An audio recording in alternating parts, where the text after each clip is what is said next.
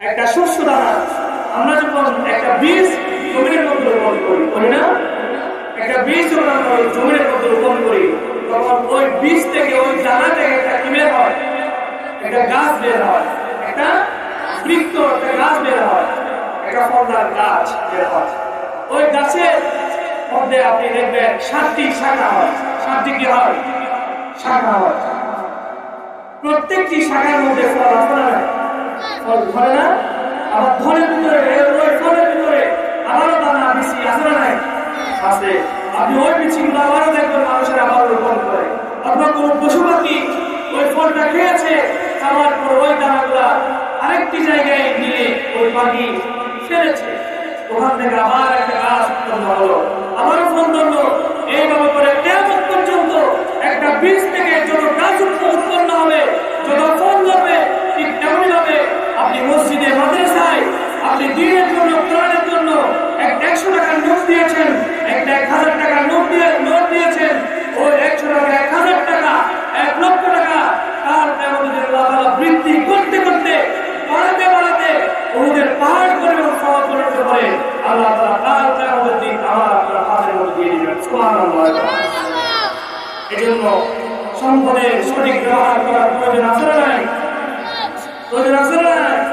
আছে। এজন্য আমি কোরআনগঞ্জ নতুন হাটে সর্বস্তরে আপনার একটা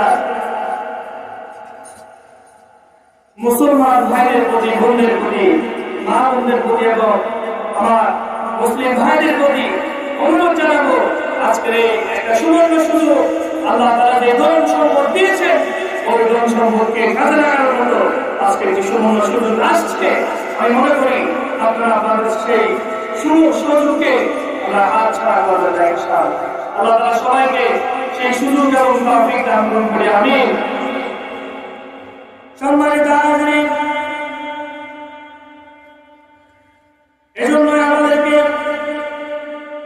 এজন্য আমাদের কাছে দারিদ্রতা আসার আগে এই সম্পদ আল্লাহর ঘরে ব্যয় করতে হবে। কারণ এই অর্থ সম্পদ সবই আল্লাহ দেয়া। আল্লাহ তাআলা সূরাতুল মুনাফিকুনের 10 থেকে 11 আয়াতের মধ্যে আল্লাহ বলছেন, ওয়া আনফিকু মিম্মা রাযাকনাকুম মিন ক্বাবলি আন ইয়াতিয়া আহাদুকুমুল মাউত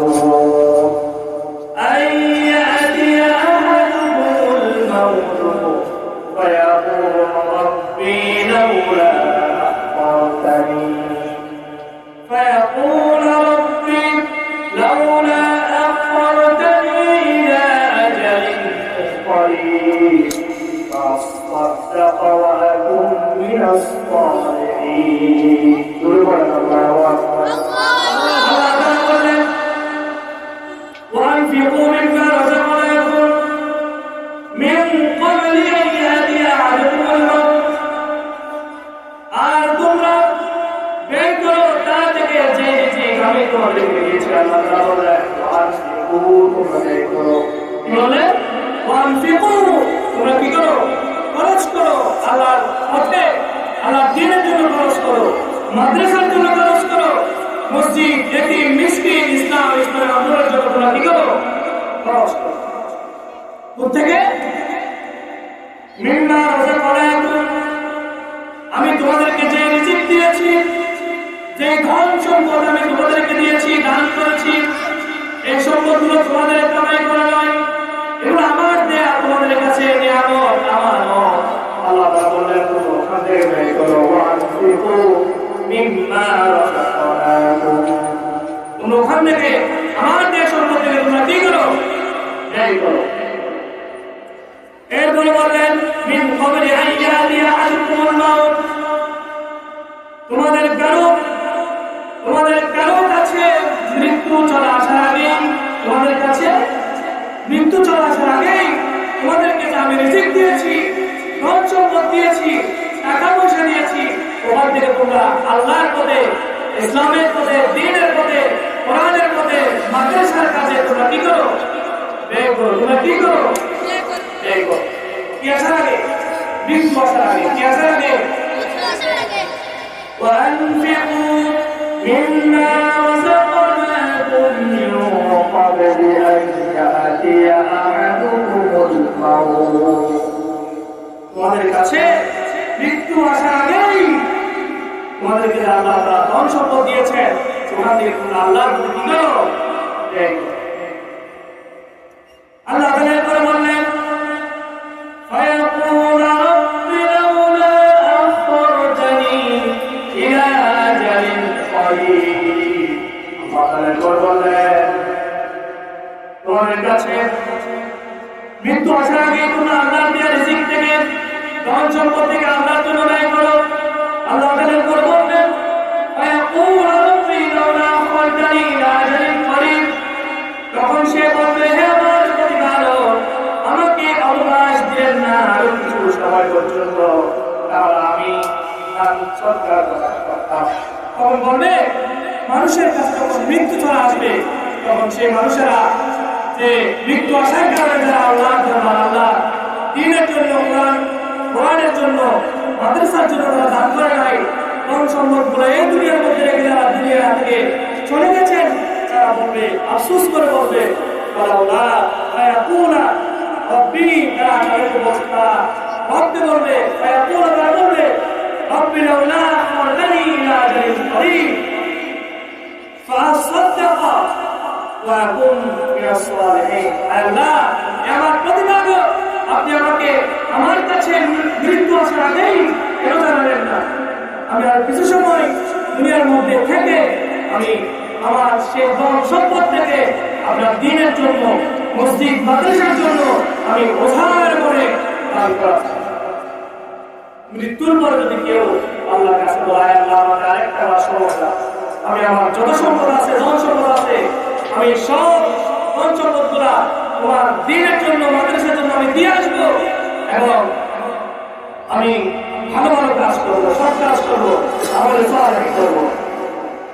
মৃত্যুর পরে কবর থেকে আর দুনিয়ার মধ্যে ফিরে আসা সম্ভব? এরপর আল্লাহ তাআলা বললেন ওয়ালাই ইউআখিরুল্লাহু নাফসান ইযা জাআ আজালুহা ওয়াল্লাহু খাবীরুম বিমা তা'মালুন। সুবহানাল্লাহু আকবার। আল্লাহ তাআলা বলেন আল্লাহ তাআলা 11 নম্বর আয়াতের মধ্যে বলেন ওয়ালাই ইউআখিরুল্লাহু নাফসান ইযা জাআ আজালুহা ওয়াল্লাহু খাবীরুম বিমা তা'মালুন। আল্লাহ তাআলা বলেন আল্লাহ কখনো কোনো ব্যক্তিকে অবকাশ দেন না। ওয়ালাই ইউআখিরুল্লাহু নাফসান ইযা জাআ আজালুহা আল্লাহ তাআলা কখনোই কোনো ব্যক্তিকে কোনো মানুষকে অবকাশ দেন না যখন তার সুনির্দিষ্ট সময় এসে পড়বে। আল্লাহ বলেন আল্লাহ তাআলা কোন ব্যক্তিকে কখনোই অবকাশ করেন না, জানিয়ে দেন না যে তোমার আগামীকাল মৃত্যু হবে। এরকম জানিয়ে দেন মানুষের মনে করেন আগামীকাল মৃত্যু হয়ে যাবে, আল্লাহ কেউ মানুষটাকে বলবে তো বান্দা তোমার তো কালকে মৃত্যু হয়ে যাবে, এরকম বলবে নাকি? আল্লাহ এটাই বলছেন ওয়ালাই ইউআখিরুল্লাহু নাফসান ইযা জাআ আজালুহা ওয়াল্লাহু খাবীরুম বিমা তা'মালুন। আল্লাহ তাআলা বলবেন আমি কোনো বান্দাকে অবকাশ করি না, অবকাশ দেই না, জানিয়ে দেই না মৃত্যু আসার আগে আর সুনির্দিষ্ট সময় আসার আগে আমি কোনো বান্দাকে জানিয়ে দেব না, জানিয়ে দেই না। আল্লাহ তাআলা বললেন আল্লাহু খাবীরুম বিমা তা'মালুন। আর যখন তার নির্দিষ্ট সময় এসে পড়ে এবং বললেন তোমরা যা করো আল্লাহু খাবীরুম বিমা তা'মালুন, তোমরা যে সমস্ত কাজ করো সেই সমস্ত কাজ সম্পর্কে সব সময় খবর রাখেন কে? একটু বড় করে বলেন আমরা যখন যা করি কখন কি করি কোথায় কি করি সব কাজের সব খবর সব কাজের হিসাব তিনি কে দেখেন? বলেন কে দেখেন? আল্লাহ। এজন্য আমাদেরকে আল্লাহ যে রিজিক দিয়েছেন ওই রিজিক থেকে আল্লাহ সেই টাকা পয়সা আল্লাহ সেই নিয়ামত থেকে কম দৌলত টাকা পয়সা থেকে মৃত্যু আসার আগেই অবশ্যই আমাদেরকে আল্লাহ দ্বীনের জন্য, মাদ্রাসার জন্য